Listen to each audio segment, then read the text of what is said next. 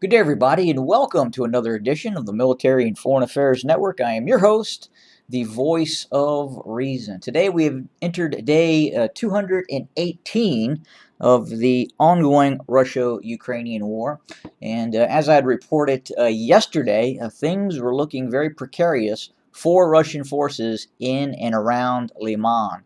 As yesterday, and as we look today, Russian forces look like they are now retreating from the area near Liman, and those forces that do not retreat look like they could be pocketed within the vicinity of Liman in this area here. So you can clearly see this now defensive salient that has formed by Russian forces in this area. And the Ukrainian offensive east of the Oskil River continues to be rather successful as it looks to recapture the town of Liman. Now, what we are seeing now take place is just a classic example of what happens when one nation state actually fully mobilizes as a result of conflict. That would be the Ukrainian state.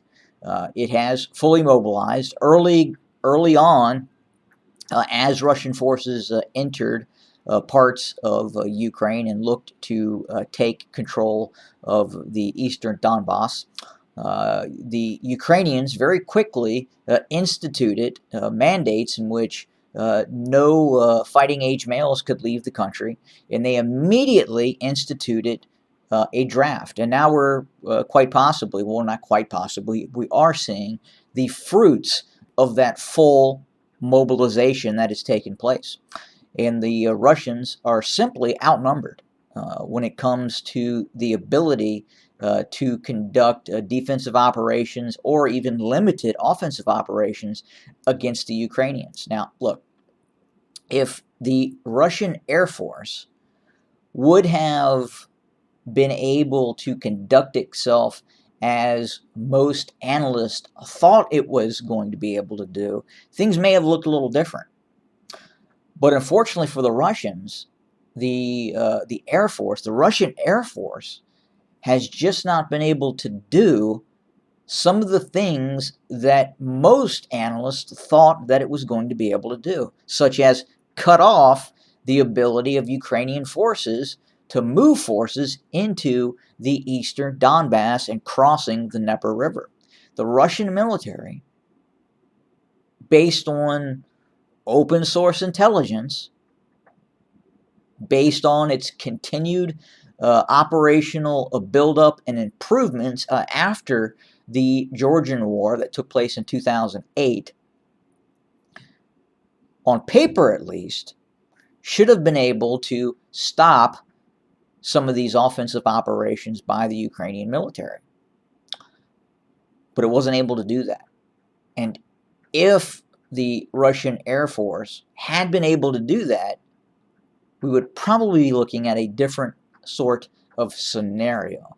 But that, compounded with the inability of the Russian Air Force to perform its missions, and in large part that has been with the assistance of the North Atlantic Treaty Organization and the United States, supplying Ukraine with weapons and intelligence, and obviously the Ukrainian Air Defense Network as well. And then compounding that, the Russians not going into a mobilization effort earlier in the war, or as they call it, a special military operation. And that has led to the situation we're seeing now. You can't go into a war where your adversary is being greatly supported by essentially a fighting force from the future.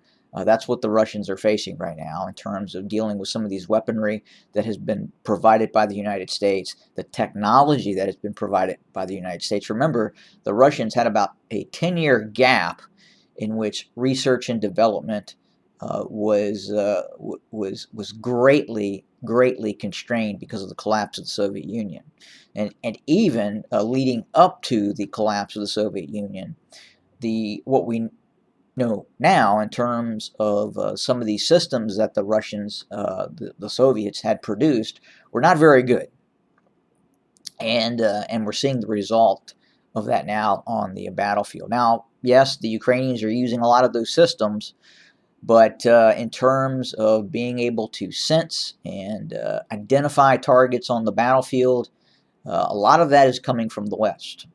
The West is helping Ukraine to a great extent, especially with intel. But again, you have a mobilization effort that was underway in Ukraine, and now you're starting to see that in Russia. So this could change things on the ground for the Russians, and I would anticipate things may look a lot different in 6 months. If the Russians continue the war, the Russians fully mobilize, if we see the kind of mobilization that we're actually seeing right now, which is significant, things could change for the Russians. The Russians still could turn this around in a major way as well. But we'll have to see how that pans out. And then obviously the risk of tactical nuclear weapons as well as omnipresent. But that's it. That's what we have for today. We'll continue to watch, cover, and report and bring you content for your consumption. Thanks for joining us today. More to come. And as always, have a good day.